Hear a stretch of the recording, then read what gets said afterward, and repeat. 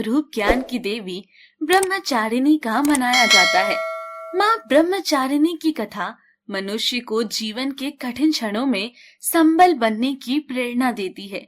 माँ ब्रह्मचारिणी ने भी हिमालय के यहाँ पुत्री के रूप में जन्म लिया और जब उनके विवाह की बात चली तो एक दिन नारद मुनि उनके समक्ष उपस्थित होते हैं। नारायण नारायण। हे माते, आपके घर में आपके विवाह की बातें चल रही हैं, किंतु मैं यहाँ ये अवगत कराने आया हूँ कि आप अपने पिछले जन्म में सती थी और आप भगवान शिव की अर्धांगिनी थी। आपके देह दाह करने के पश्चात भगवान शिव घोर तपस्या में लीन हो गए। हे माते, संसार के कल्याण के लिए तथा महादेव की तपस्या को समाप्त करने के लिए आपका भगवान शिव से विवाह होना अत्यंत आवश्यक है। हे ऋषिवर, आपने मुझे इस बात से तो अवगत करा दिया, किंतु महादेव को मैं कैसे पा सकती हूँ, इसका वर्णन तो आपने किया ही नहीं। नारायण नारायण। आप तो स्वयं ज्ञान से परिपूर्ण है माते, और आप ये भली भांति जानती हैं कि महादेव को पाना इतना भी सरल नहीं है। उसके लिए तो आपको तपस्या करनी होगी। आपकी तपस्या ही महादेव को फिर से प्रकृति के समीप ले आएगी। महादेव के विवाह के लिए जब माता अपनी माँ और पिताजी से आज्ञा लेती हैं, हे पुत्री, महादेव ही क्यों, इतनी कठिन भक्ति के लिए मैं तुम्हें कैसे आज्ञा दे सकती हूँ। मैं तुम्हारे लिए उनसे भी अच्छा सुयोग्य वर ढूंढ सकती हूँ। पुत्री, हम तुम्हें इतने कष्ट में नहीं देख सकते। माता, पिताजी, मैं पिछले जन्म में महादेव की अर्धांगिनी थी और इस जन्म में भी मैं महादेव की ही अर्धांगिनी बनूंगी। इसके लिए मैं भगवान महादेव की कितनी भी कठिन उपासना कर सकती हूँ। मुझे मेरे कर्तव्य से ना रोके। आप दोनों मुझे आज्ञा दें कि मैं अपनी तपस्या में सफल हो जाऊं। माँ को अपने वचनों पर अडिग देखकर उनके माता पिता उन्हें तपस्या की आज्ञा दे देते हैं।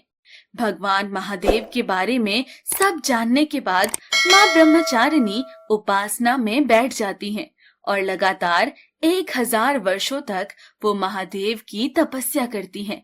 माँ को कन्या के रूप में भगवान शिव की तपस्या करते हुए देखकर ही उनका नाम ब्रह्मचारिणी पड़ता है। वो वर्षों तक केवल टूटे हुए बिल्व पत्ते खाकर भगवान शिव की आराधना करती हैं। फिर वर्षों बाद वो पत्ते भी खाना छोड़ देती हैं, जिससे माँ का एक नाम अपर्णा भी पड़ता है। माँ इतनी कठिन तपस्या कर रही थी कि उनका शरीर एकदम छिन्न हो जाता है। ये देखकर सब देवता चिंतित हो जाते हैं। तब भगवान ब्रह्मा सब देवताओं के साथ माँ के पास आते हैं। हे माते, आप हजारों वर्षों से महादेव की उपासना कर रही हैं। इतना कठिन तप और तपस्या आज तक कभी भी किसी ने महादेव के लिए नहीं किया है। आपको इसका फल अवश्य प्राप्त होगा। किंतु हे माते, आप बहुत ही निर्बल हो गई हैं। भगवान शिव चंद्रमौली रूप में आपसे ही विवाह करेंगे, किंतु अभी आप अपने घर जाकर विश्राम कीजिए। हे ब्रह्मदेव, मैंने जब उपासना का संकल्प लिया था तो ये प्रण भी लिया था कि जब तक महादेव स्वयं आकर मुझे इस तपस्या से नहीं रोकेंगे, मैं ये तपस्या कभी बंद नहीं करूंगी। किंतु हे माते, आप इतनी अत्यंत दुर्बल शरीर के साथ उपासना कैसे कर पाएंगी? मैंने आपके माता पिता को संदेश भिजवा दिया है। वो किसी भी क्षण यहाँ आकर आपको ले जाएंगे। मैं तब तक अपने घर नहीं जाऊंगी जब तक महादेव स्वयं आकर मुझे दर्शन नहीं दे देते। माँ अपने माता पिता को भी यही बोलती हैं तथा उन्हें वहाँ से चले जाने को कहती हैं। फिर वो वर्षों तक भगवान शिव की इसी तरह ही उपासना करती रही और एक दिन भगवान शिव उन पर प्रसन्न हो जाते हैं। हजारों वर्षों से तुम्हारी कठिन तपस्या ने मुझे विवश कर दिया है कि मैं स्वयं तुम्हारे सामने उपस्थित हूँ। आपके दर्शन पाकर मैं धन्य हो गई महादेव, किंतु जब तक आप मुझे इस बात का आश्वासन नहीं देंगे कि आप मुझे अपनी अर्धांगिनी के रूप में स्वीकार करेंगे, मैं अपने घर नहीं जाऊंगी।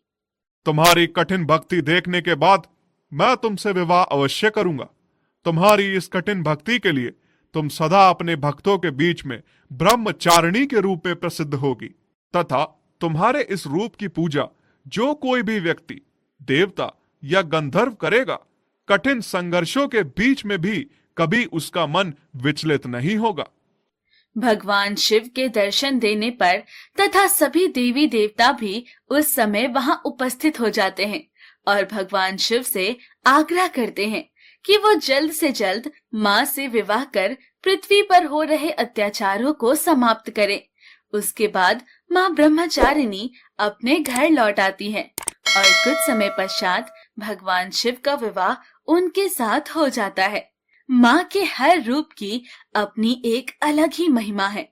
वो हमें कठिन से कठिन समय पर विचलित न होने का संदेश देती हैं तथा अपने कर्म को सर्वोपरि रखने का उद्देश्य भी देती हैं। और जो भक्त माता का स्मरण दिल से करता है, उसकी सभी मनोकामनाएं पूर्ण हो जाती हैं।